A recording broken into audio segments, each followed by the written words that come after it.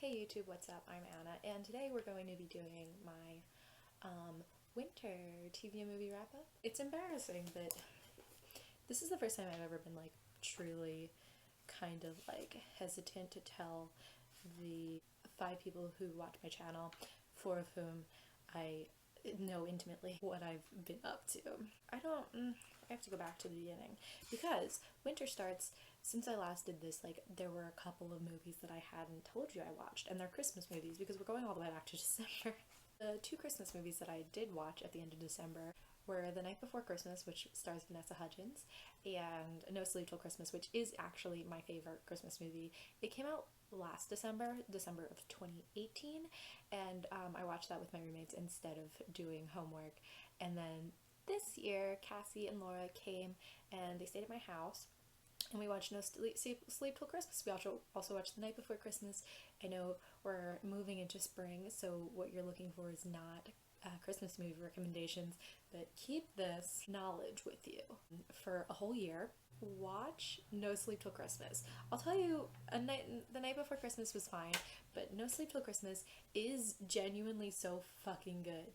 It stars some girl who's very pretty. She's so pretty good. She's got the best sense of style, but she is engaged to her handsome surgeon boyfriend, fiance. That's what happens when you're engaged. Fiance, played by Charles Michael Davis, and she like has having insane wedding anxiety, and she can't fucking fall asleep, and they do everything for her. They like go to every fucking sleep doctor on the planet, and they're like, you don't know. And then she's out driving one night and she hits this loser with her car, and then they both fall asleep from like the head trauma and the adrenaline rush. It's so fucking stupid. Anyway, because it's a Christmas rom-com, she clearly leaves her handsome boyfriend, her handsome fiance, played by Charles Michael Davis, which is not the correct choice, and marries this fucking loser. It's so fucking stupid. I do genuinely really like this movie, and I recommend it. Also, I did obviously watch Rise of Skywalker. In the time since I last spoke to you, I saw that on New Year's Eve. I've only seen it one time, and I still don't feel like I am equipped enough to talk about why it just like didn't work for me. I do want to say that the scene between Han Solo and Ben Solo fucking frustrates me to no end because I love it. I love the emotional impact of Ben Solo recreating the scene from The Force Awakens, but it's insane because it has no explanation about what's happening. I think I'm like stupid because when have I ever really asked for an explanation from Star Wars, and now I want one?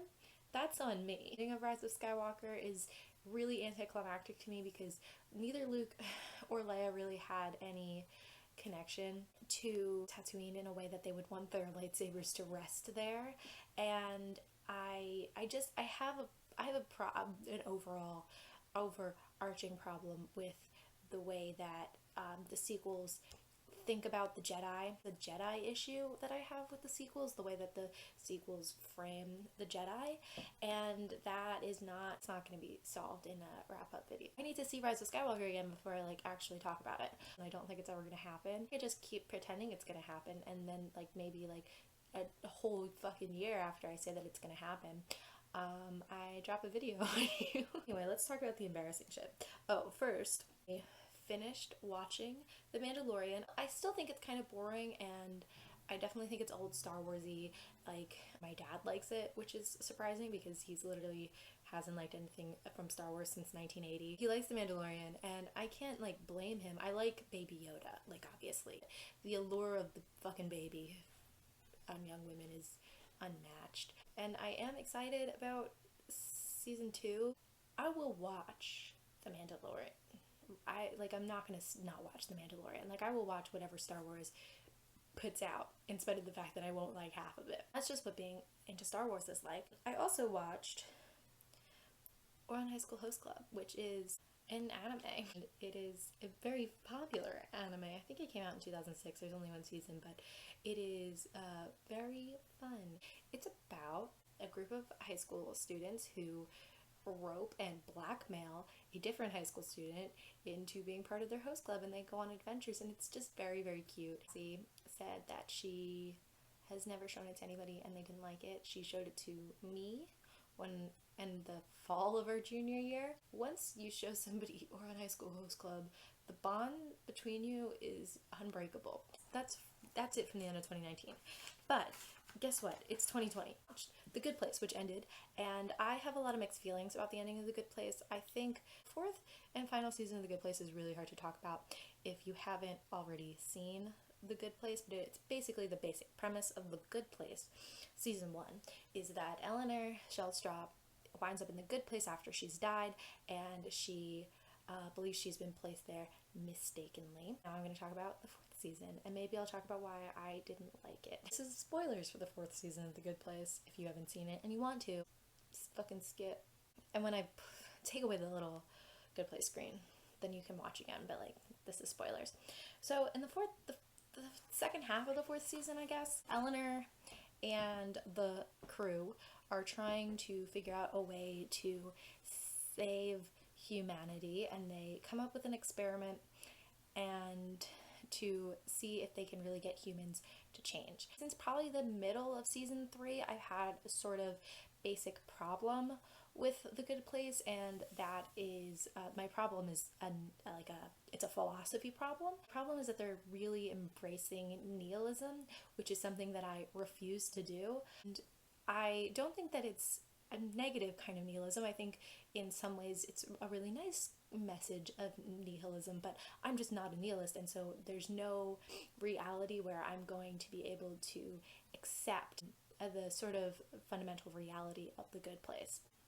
I also think that there's a sort of negative aspect to their basic supposition, which is that people are not good. Do I think that The Good Place thinks that people aren't fundamentally good? No. I think it is too pessimistic about what makes a human being good, about what makes a human being ethical. I think for a show that relies so heavily on Kantian ethics, it doesn't understand Kant, or what the categorical imperative is, and that it relies too heavily on Nietzsche without ever having the balls to say that it's relying on Nietzsche. I think it relies too heavily on the consequences of our actions instead of our actions on our own. It really, this is really personal because I myself am such a Kantian. I think he's so helpful to us as, moral people, even if Kant's not a normative ethicist, so you can't do Kant cheaty. Nobody's good because all of their actions have negative consequences, and these negative consequences are things that they could never have thought of because we're just all too connected. But that's saying that's what made our consequences, the consequences of our best intentions are what is giving us it makes us a moral person. Also our intentions matter. If you intend to do harm, or you only do good because you want there to be good things for you, that's not good. But if you want to do good and you do things that you think will have good intent and that will have good outcomes for the rest of the world, but it turns out that they're bad, you're not a bad person, you're just misguided. Try your best but you don't succeed because the deck is completely stacked against you. You're not a moral person because the outcome of your actions and of your intentions is bad. And I cannot get on board with that philosophy. I also thought it was really forced also, and that's also something I can't accept. But I was willing to sort of accept this fundamental philosophy behind The Good Place for the sake of the universe. I wouldn't say that, well, I definitely didn't agree with kind of the way that they spinning it in the second half of season 3 onto the end of the series. I definitely didn't think that that just because my philosophy is very different, that the show was something that I couldn't enjoy. However, in the last 2 episodes, they sort of lost me. And it's very sad because in spite of clashing philosophies and the fact that I continued to think that they never understood Kant, I never had a real issue with The Good Place. Second to last episode, they are tricked into running The Good Place by the Good Place Committee, and the Good Place Committee leaves because they cannot figure out how to make humans happy. And the solution that our four humans come up with in the second to last episode is a final door where you just kind of like get evaporated into the universe. Fundamental, like such a fundamental problem with this ending, because it equates pleasure with happiness. Most philosophers who talk really extensively about Happiness. that would not make this mistake of equating happiness and pleasure, and even like hedonists wouldn't feel happiness with every having every desire you have being fulfilled. Like that's not what happiness is, and of course that gets boring. It felt a little edgy, it felt a little reductive. I also found it like completely unnecessary, because in the second to last episode they give a really genuine definition of happiness. It's having enough time with the people that you love. But if you find and then they kind of undid that, in my opinion, in the final episode. I know lots of people really liked the ending of The Good Place, and I think it really spoke to a lot of people. It just really did not speak to me. But it's also like, I'm a staunch, whatever the opposite of a nihilist is, Christian. There was that. I caught up on Letterkenny. Definitely wasn't like the best 2 seasons. I think we're up to season 8 maybe, but it's still always so much fun. If you haven't checked out Letterkenny yet, you definitely 100% should. I finished BOJACK Horseman. I don't even remember, because I watched the whole last half of the last season in the least amount of time. Like I just did it in one sitting. Glad it's over, and I definitely think it left off in a really good place, but the last like 2 episodes of BOJACK Horseman were incredible. Also, I probably have some sort of philosophical problem with BOJACK Horseman as well, but I don't remember it very well enough, and I didn't devote that much time to think about it, because in the last like year, BOJACK Horseman has kind of become this show that I just kind of watched and wasn't like spending my intellectual resources on. I watched You season 2. I have a problem with You season 2 also. This is just like not a good time for me. Problem with You season 2 was that I did not want it to set itself up for a third season. I understand the need to show that no matter what happens to Joe, he's always going to continue to enact the same cycles until he like gets serious mental help or goes to prison. But I kind of thought that was clear enough from the way that it ended before the last like 10 seconds of the last episode. I've actually thought it cheapened the kind of hell that Joe finds himself in at the end of the last episode. Don't want to watch a third season of it. I thought killing 40 was a fucking mistake. I loved him. He is boyfriend material. I just it's so, there's so much emotional like energy that you have to expend to watch You that I don't want to do it another time. I might, if there's a third, when the third season comes out, like I might do it another time, but I like really don't want to. Watched the documentary Don't Fuck with Cats, which is about some kid who was torturing cats on YouTube in like 2009. And I also watched Living with Yourself, which stars Paul Rudd. Loved Living with Yourself, but now I did not take any notes for it, so I can't talk about it. I'm just letting you know I watched it, and I recommend. I thought it was really clever. Like I genuinely, like I thought Living with Yourself was really clever. It's like Anna needs to fucking chill with the shows that are explorations of self. What is the self? What is the other? She cannot fucking leave her undergraduate degree of philosophy behind her, and it's slowly driving her insane. That is the title of this video. Before I do the really embarrassing things, I will tell you I also watched a second anime in this time frame, and the other anime I watched was Blue Exorcist. This is also the second time I watched Blue Exorcist. It is about Rin Okumura. He is the son of Satan, and he's just trying to become an exorcist so that the Vatican doesn't fucking kill him. I love him, and I've loved him since the moment I heard him say the words, I'm going to beat the shit out of Satan. I really, really like Blue Exorcist. I don't think it's very... I was reading a review of the manga, like, from when it was, like, first coming out, first, like, getting really popular in the United States, and it was like, oh, it's not like breaking any like boundaries, but it's good and it's solid. And I agree. I will have more to say about Blue Exorcist coming pretty soon, in theory. Well, I think there's a lot about anime that makes me like kind of not engage with it, and this anime does it. And I haven't watched enough of it to kind of understand and articulate what it is. I definitely think like there's enough really good things about this that I fucking adore it. So movies and TV specials. I watched Eliza Schlesinger's newest special, which is Unveiled, and her specials keep getting not as funny, I think.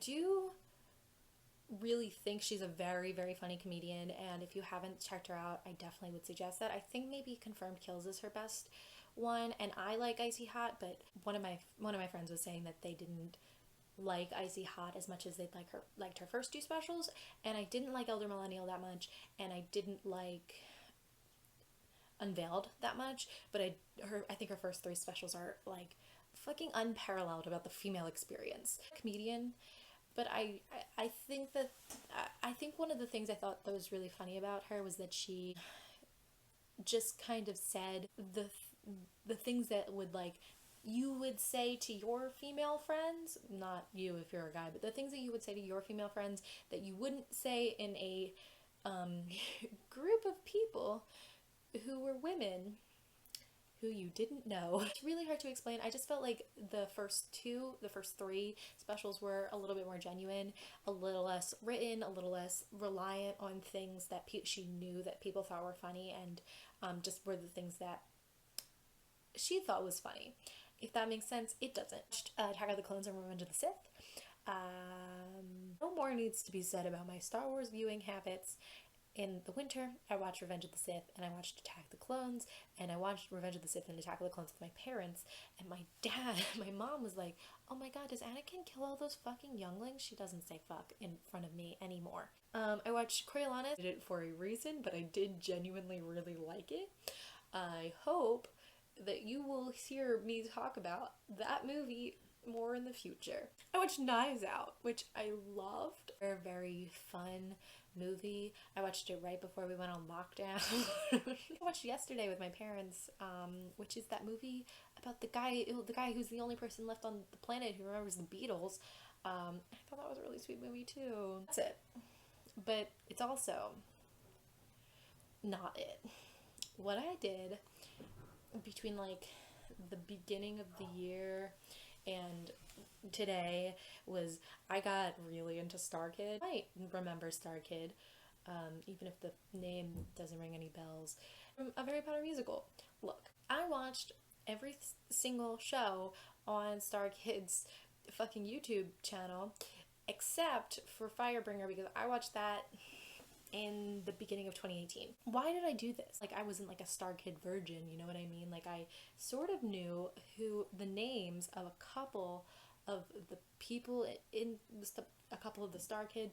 Obviously, Darren Criss. I saw a Harry Potter musical, and I saw a Harry Potter sequel in like 2000, probably like the beginning of 2011 is probably when I watched them, because I watched them back to back. Then, that point of my life, 14, end of 8th grade, probably. No, I watched every StarKid musical, I think, unless there's one hiding somewhere, but I think I watched all of them, and I've watched a couple of other things also, and I can say that I am now, I'll just tell you my opinions. I won't tell you like the whole list of them, but I will tell you musically, because if you're not familiar with StarKid of a Harry Potter musical fame, they basically were, as I understand it, a group of college kids at the University of Michigan who were like, I don't know, they were in a theater program, and then they were like, we're gonna do a Harry Potter musical, which was something that they had written, and then they performed, and then they put it on YouTube, and then it blew the fuck up, and then Darren Criss got casted on Glee, and then and then it blew the fuck up some more, and then they just continued to do it for the last 10 years. That's the way I understand it. So I did watch Harry Potter senior year today, which is the first time I ever saw it, and yesterday I watched a Harry Potter sequel, which I had seen before but had only very fuzzy memories of ever seeing it, except for Joe Walker as Umbridge, and then watched on Tuesday a Harry Potter musical for the first time in like 10 years, and it's fucking crazy. Anyway, I just think it's good. The opinions that I would like to share are about the musicals that I think are worth checking out. First of all, it's not like they have like this huge back catalog of musicals. The one that I think that if you're like, I want to get into starkid, but I saw the Harry Potter shit and I don't want to watch that, I think you should watch Twisted. It has the most compelling story and the funniest jokes and some of the best music, and it's a Aladdin retelling, so it's kind of easy to really get into. One of the ones that I had the most fun watching the whole time. I also think that Untitled Oregon, which is a really small cast. So it has a really small cast. It's the smallest cast of any of their productions, which I just read on Wikipedia right now, and I had to go look up the cast list because I forgot somebody's name. It has Joey Richter as every fucking character. This is a Joey Richter stan club, like I don't know what you want me to say. And Corey Doris, Jeff Blim, who wrote the music, Jamie Lynn Beatty, who has been in every StarKid show except for Annie, Lauren Lopez, and Rachel Sacklin. Okay, did I do it? Musically, this is one of the most creative and better performed musicals. Like my 3 suggestions are Untitled Oregon, Twisted, which I think is your best chance, Firebringer. But they're all very different, and they're all very different musically, and they're all very different like story-wise. Firebringer is a musical that was released on YouTube in 2016. And it has a bigger cast, and I definitely could go through all their musicals and like tell you things I liked about them, but I think it's been a while since I've watched it now, but I think that it has the most well-rounded cast of characters, and it relies a lot less on jokes than the other 2 that I just mentioned. Has some of the most, like, has really creative uses of music, and I also think that perhaps, it's hard to say because I haven't seen it in 2 years, I think this is maybe Lauren Lopez's, like, the role in StarKid that she performed best in. So I've been up to really embarrassing shit. The shit that 14-year-old me would have wanted to be doing but could not admit to anybody. So thank you for watching this video. Yeah, thanks for watching this video, and I will see you very soon.